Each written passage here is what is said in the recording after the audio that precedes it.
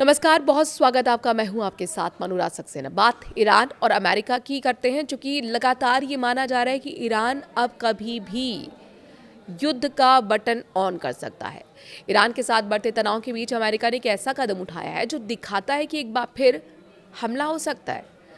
अमेरिकी वायुसेना अपने सबसे भारी और ताकतवर bunker buster bomb GBU-57 MOP को फिर से खरीदने जा रही है।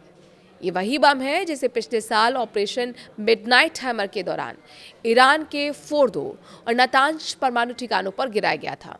यूरेशियन टाइम्स की रिपोर्ट के मुताबिक अमेरिकी दस्तावेजों में कहा गया है कि वायुसेना बोइंग के साथ करीब $100 मिलियन की डील को अंतिम रूप दे दिया गया है।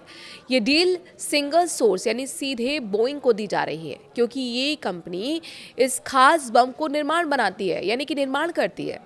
वायुसेना का कहना है कि अगर किसी और को ठेका दिया गया तो देरी होगी और तैयारियों पर उसका असर भी पड़ेगा। ऑपरेशन मिडनाइट हैमर क्या था, ये भी जान लीजिए, जिसकी वजह से ये अब चर्चा हो रही है कि किसी भी वक्त अमेरिका ईरान पर हमला बोल सकता है।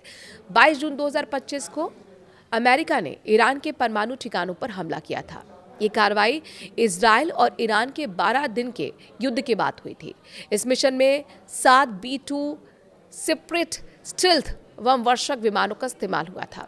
हर विमान ने दो बम गिराए। कुल 14 MOP बम इस्तेमाल किए गए थे। ये बम 30,000 पाउंड यानी कि करीब 13,600 किलो वजन का होता है। इसमें 5,740 पाउंड का वॉरहेड होता है। ये मजबूत कंक्रीट को 200 फीट तक भेज सकता है। इसे खासतौर पर जमीन के नीचे बने ठिकानों, कमांड सेंटर और परमाणु फैसिलिटी को तबाह करने के लिए बनाया गया है। अमेरिका बंकर बस्टर बम क्यों खरीद रहा है, ये अपने आप में सवाल, इसका जवाब भी जान लीजिए। वायुसेना के दस्तावेजों में साफ लिखा गया है कि ऑपरेशन में इस्तेमाल हुए बमों की भरपाई जरूरी है। डिलीवरी जनवरी 2028 से शुरू होने की संभावना है। हालांकि कितने बम खरीदे जाएंगे, इसकी संख्या सार्वजनिक नहीं की गई है। जानकारी के मुताबिक 2015 तक अमेरिकी वायुसेना के पास कम से कम 20 MOP बम थे। इसके बाद उत्पादन जारी रहा, लेकिन हाल ही के वर्षों में बड़ी खरीद की खबर नहीं थी।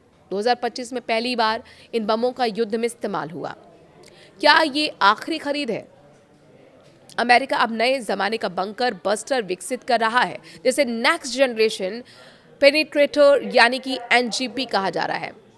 इसे B-21 रेडर जैसे नए स्टेल्थ बम वर्षकों के साथ इस्तेमाल किया जा सकेगा। फिलहाल NGP शुरुआती चरण में है और ऐसे में MOP की ये खरीद एक अस्थायी इंतजाम मानी जा रही है। ये खरीद ऐसे समय में हो रही है जब अमेरिका और ईरान के बीच तनाव फिर बढ़ रहा है, चरम पर पहुंच रहा है।